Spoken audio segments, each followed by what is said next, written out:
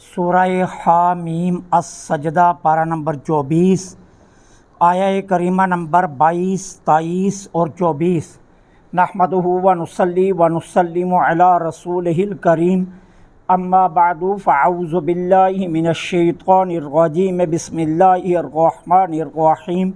وما کنتم تستترون ان یشہد علیکم سمعکم ولا ابصارکم ولا جلودکم ولکن ظننتم ان اللہ لا یعلم کثیرا مما تعملون وذالکم ظنکم الذی ظننتم بربکم ارداکم فاصبحتم من الخاسرین فإن يصبروا فالنار مثوى لهم وإن يستعتبوا فما هم من المعتبین۔ صدق اللہ العظیم۔ وما اور نہ کنتم تھے تم، تستترون چھپاتے، ان یشہدا اس لیے کہ گواہی دیں گے، علیکم تمہارے خلاف، سمعکم تمہارے کان، ولا ابصارکم اور تمہاری آنکھیں، ولا جلودکم اور تمہاری کھالیں، ولیکن لیکن ظننتم تمہارا گمان تھا، ان اللہ کہ بے شک اللہ عز وجل، لا یعلم کثیرا مما تعملون جو کچھ تم کرتے ہو اسے نہیں دیکھ رہا، وذالکم اور یہی، ظنکم تمہارا گمان ہے، الذی ظننتم بربکم جو تم اپنے رب کے ساتھ گمان رکھتے تھے، ارداکم جس نے تم کو ہلاک کیا، فاصبحتم پس تم ہوگے، من الخاسرین نقصان اٹھانے والے، فإن یصبروا پس اگر تم صبر کرو، فالنار مثوی لہم پھر بھی تمہارا ٹھکانہ آگ ہے، وإن یستعتبوا اور اگر تم اللہ سے اس پر مدد طلب کرو، ناراضگی کو دور کرنے کی، فما ہم من المعتبین تو تم ان لوگوں سے نہیں ہو کہ جن سے ناراضگی دور کی جائے۔ اللہ جل سبحانہ و تعالی آیہ کریمہ نمبر 22 میں ایک خاص واقعہ ہے، اس کی وجہ سے یہ آیہ کریمہ کو نازل کیا گیا۔ دو کرشی اور ایک سقفی یہ بیت اللہ کے پاس اکٹھے ہوئے، تو ایک نے دوسرے سے کہا تمہارا کیا گمان ہے، ہم جو باتیں کرتے ہیں اللہ سنتا ہے؟ دوسرے نے جواب دیا اگر ہم زور سے کریں تو اللہ سنتا ہے، اور اگر ہم آہستہ آہستہ کریں تو وہ نہیں سنتا۔ اب دوسرے نے آگے سے کہا، اس نے کہا جو زور سے سنتا ہے وہ آہستہ بھی سنتا ہے۔ یہ تو کوئی فلسفہ نہ ہوا کہ زور سے بولیں تو وہ سنتا ہے اور آہستہ بولیں تو وہ نہیں سنتا۔ اب ان کے جواب میں اللہ تعالی عز و جل نے یہ آیہ نازل فرمائی۔ دوسرا اس کا سبب یہ تھا کہ کفار جب کوئی غلط کام، شرمناک حرکت کرنے لگتے تو اپنے آپ کو چھپا لیا کرتے تھے، اور ان کا خیال یہ تھا کہ جو کام چھپ کر کیا جائے گا اسے اللہ نہیں دیکھتا، اس لیے جب کوئی شرمناک حرکت کرنے لگتے تو اپنے آپ کو چھپا لیتے، اور گمان یہ کرتے کہ اللہ تعالیٰ جو ہے وہ چھپے ہوئے کاموں کو نہیں دیکھتا۔ جس طرح کہ میں نے پہلے بھی عرض کیا کہ زلیخا جب یوسف علیہ السلام کو 7 کوٹریوں میں لے گئی نا، تو آخری کوٹری میں زلیخا کا معبود پڑا ہوا تھا، بت جس کی زلیخا پوجا کرتی تھی، ٹھیک ہے؟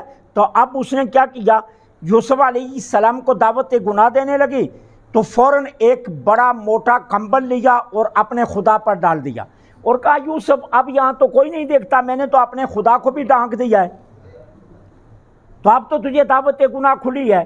تو یوسف علیہ السلام نے فرمایا میرا رب وہ ہے جو یہاں بھی دیکھتا ہے، تیرا رب تو رضائی کے نیچے چھپ گیا نا، میرا نہیں چھپتا، میرا یہاں بھی دیکھتا ہے، ٹھیک ہے؟ تو یہ کافروں کا گمان تھا۔ اب اللہ تعالیٰ فرماتے ہیں وما کنتم تستترون، تم اس لیے نہیں چھپاتے تھے کہ تمہیں ڈر تھا کہ تمہارے کان، تمہارے جلدیں اور تمہاری آنکھیں تمہارے خلاف گواہی دیں گے، بلکہ تمہارا یہ گمان یہ تھا کہ اللہ تعالی عز و جل جو ہے وہ تمہارے کاموں کو دیکھ نہیں رہا، تمہارا یہ خیال تھا، تم اس لیے نہیں چھپا رہے تھے کہ کان اور جانا وہ آنکھیں یا تمہاری جلدیں جو ہے وہ تمہارے خلاف گواہی دیں گے، بلکہ تمہارا گمان یہ تھا کہ ہم چھپ کر یہ کام اس لیے کرتے ہیں کہ اللہ تعالی عز و جل جو ہے وہ کیا ہے، نہیں دیکھتا۔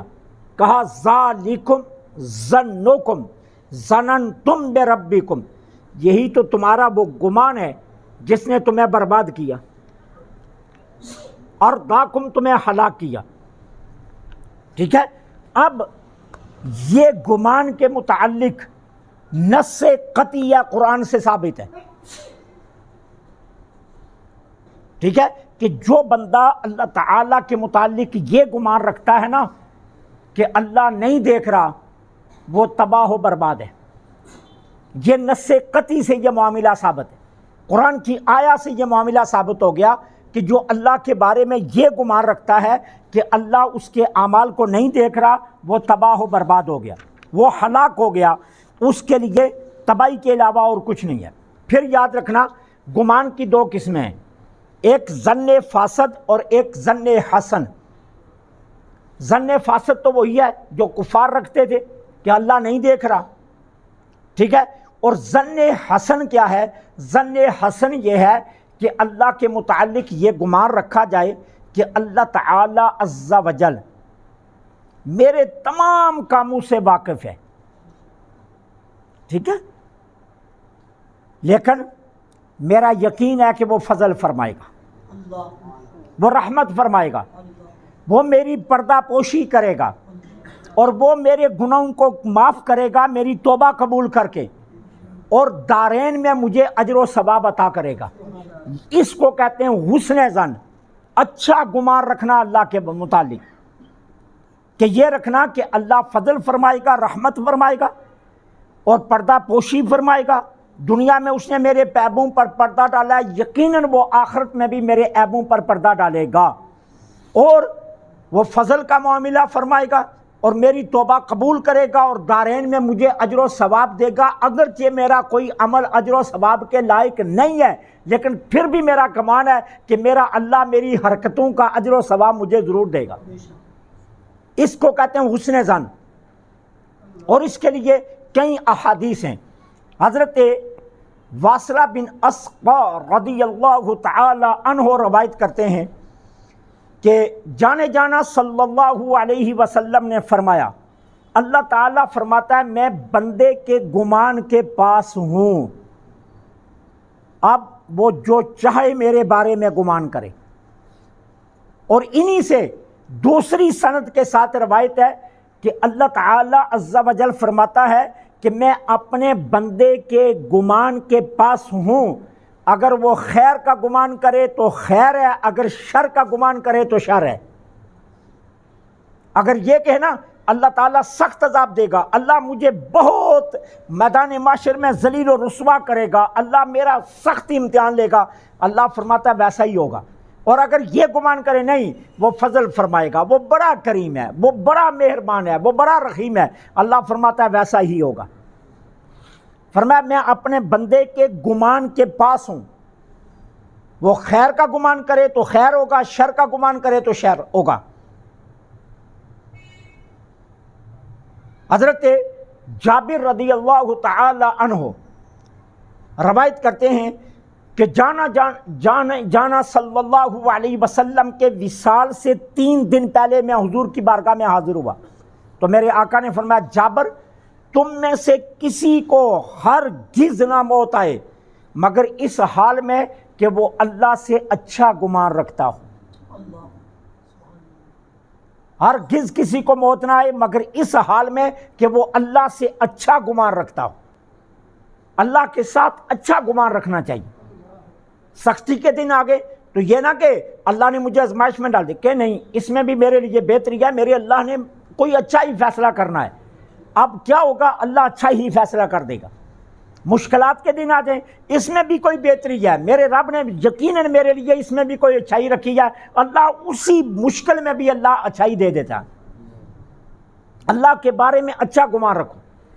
حضرت یزید بن اسود رضی اللہ تعالیٰ عنہ فرماتے ہیں میں سخت علیل ہو گیا، میں بیمار ہو گیا، حضرت واصلہ میری عیادت کے لیے آئے تو مجھ سے کہنے لگے کہ تم اس وقت اس حال میں ہو کہ زندگی اور موت کے درمیان میں ہو، بتاؤ تمہارا اللہ کے بارے میں کیا گمان ہے؟ حضرت یزید بن اسود کہتے ہیں میں نے کہا اگر میں اپنے گناہوں کو دیکھوں تو مجھے اپنی ہلاکت بالکل سامنے نظر آ رہی ہے، لیکن اس کے باوجود مجھے اپنے رب کی رحمت پر یقین ہے، وہ مہربانی کرے گا۔ حضرت یزید بن اسود کہتے ہیں یہ بات سن کر حضرت واصلہ نے اونچی آواز سے کہا اللہ اکبر۔ ان کی آواز کو سن کر میرے سارے گھر والوں نے اونچی آواز سے کہا اللہ اکبر۔ میرے گھر میں نعرہ تکبیر بلند ہوا، اللہ اکبر کی آوازیں بلند ہوئی۔ پھر حضرت واصلہ نے فرمایا کہ یزید تو نے سچ کہا، میں نے جانا صلی اللہ علیہ وسلم سے سنا، مصطفیٰ جان رحمت پہ لاکھوں سلام، آپ نے فرمایا ہے کہ اللہ سے اچھا گمان رکھو تو اچھا ہی ہوتا ہے۔ تو یہ اس نے ظن کے بارے میں۔ اب وہ کیا کرتے تھے؟ وہ کہتے تھے اللہ ہمارے عیبوں کو نہیں دیکھ رہا، اللہ ہمارے جرموں کو نہیں دیکھ رہا، اللہ ہماری باتوں کو نہیں سن رہا، تو یہ اللہ کے بارے میں برا گمان تھا۔ اللہ فرماتا ہے ذالکم ظنکم الذی ظننتم بربکم، یہی تمہارا وہ گمان ہے جو تم اپنے رب سے رکھتے تھے، ارداکم، جس نے تمہیں ہلاک کر دیا۔ اس گمان نے تمہیں ہلاک کر دیا کہ تم یہ سمجھتے تھے اللہ کچھ نہیں دیکھ رہا، اللہ تمہاری باتیں نہیں سن رہا، ٹھیک ہے؟ اگر تم اس کے باوجود یہ گمان رکھتے کہ اللہ دیکھ رہا ہے لیکن وہ میری کمزوریوں سے واقف ہے، وہ میری کمزوریوں سے واقف ہے، مجھے یقین ہے میرے گناہ دیکھ کر بھی وہ مہربانی فرمائے گا۔ وہ میاں صاحب کا شعر ہے نا، ایک گناہ ماں پیو دیکھن تے دین دیس نکالا، ایک گناہ ماں پیو دیکھن تے دین دیس نکالا، لکھ گناہ میرا رب دیکھے پھر بھی پردے پاون والا۔ ٹھیک ہے، تو وہ کریم ہے، اس کے بارے میں ہمیشہ اچھا گمان رکھنا چاہیے، حالات کیسے بھی ہو جائیں لیکن اللہ کے بارے میں گمان ہمیشہ اچھا رکھنا چاہیے، حسن ظن رکھنا چاہیے کہ وہ کریم ہے، وہ مہربانی فرمائے گا۔ وہ میں نے آپ کو پہلے بھی غالباً یہ حدیث سنائی تھی کہ وہ کہتے ہیں نا کہ قیامت کے دن ایک بندے کو نامہ اعمال پر لایا جائے گا، اس کا کوئی اچھا عمل نہیں ہوگا، سارے گناہ ہوں گے، ایک نیکی بھی اس کے پاس نہیں ہوگی سوائے اس کے کہ اس نے کلمہ پڑھا ہوگا، بس یہ ایک نیکی ہے اس کے بعد۔ اللہ فرمائیں گے فرشتوں کو اسے جہنم میں چھوڑاؤ، فرشتے لے کر چلیں گے تو وہ مڑ مڑ کر پیچھے دیکھے گا، مڑ مڑ کر پیچھے دیکھا، اللہ فرشتوں کو فرمائیں گے ذرا رک جاؤ، اس کو واپس لاؤ، واپس لایا جائے گا۔ اللہ پوچھیں گے کہ بھائی یہ کیا مڑ مڑ کر پیچھے دیکھ رہا ہے، مڑ مڑ کر پیچھے کیا ہے؟ عرض کرے گا مولا ایک دن میں مسجد کے سامنے سے گزرا تھا، جمعہ کا دن تھا، مولوی صاحب سے فکر پر لگے تھے اللہ کسی وقت بھی مہربان ہو سکتا ہے، میں مڑ مڑ کے دیکھ رہا تھا وہ کس وقت مہربان ہوگا۔ اللہ فرمائیں گے فرشتوں کو اسے جنت میں بھیج دیں۔ حسن ظن ایک اور لایا جائے گا، اس کے پاس بھی کلمے کے علاوہ کوئی نیکی نہیں ہوگی، اللہ فرمائیں گے فرشتوں کو اسے جہنم میں چھوڑاؤ، وہ فرشتوں کو کہے گا تم رہنے دو میں خود ہی چلا جاتا ہوں، وہ دوڑ لگائے گا، دوڑتا جائے گا جیسے کوئی گراؤنڈ میں دوڑتا ہے نا، اس طرح دوڑ لگائے گا۔ اللہ فرشتوں کو کہیں گے اس کو پکڑ کر لاؤ، اس کو پکڑ کر لایا جائے۔ اللہ فرمائیں گے تجھے جہنم سے ڈر نہیں لگتا؟ اتنی دوڑ لگا کر جہنم کی طرف جا رہا ہے، تجھے آگ سے ڈر نہیں لگتا؟ عرض کرے گا مولا ساری زندگی تیری نافرمانیاں کی، میں نے کہا چلو آج تو تیری مان لے، ساری زندگی میں تیری نافرمانیاں کرتا رہا، چلو سوچا آج تیری مان لے، اس لیے تو نے حکم دیا، میں نے کہا تیرا حکم جلدی پورا کروں، میں نے دوڑ لگا دی۔ میرے آقا فرماتے ہیں اللہ تعالیٰ اتنا ہنسیں گے اپنی شان کے مطابق کہ اللہ تعالیٰ کی ہنسنے کی آواز سنائی دے گی، اور پھر فرمائیں گے اسے جنت میں بھیج دو۔ حسن ظن اللہ سے رکھنا چاہیے، کبھی بھی ظن فاسد اللہ سے نہیں رکھنا چاہیے۔ تو وہ کفار ظن فاسد رکھتے تھے، تو اللہ فرماتا ہے کہ یہی تو تمہارا گمان ہے جس نے تمہیں نقصان میں کر دیا، فَأَصْبَحْتُم مِّنَ الْخَاسِرِينَ، کہ تم نقصان والوں میں ہوگے۔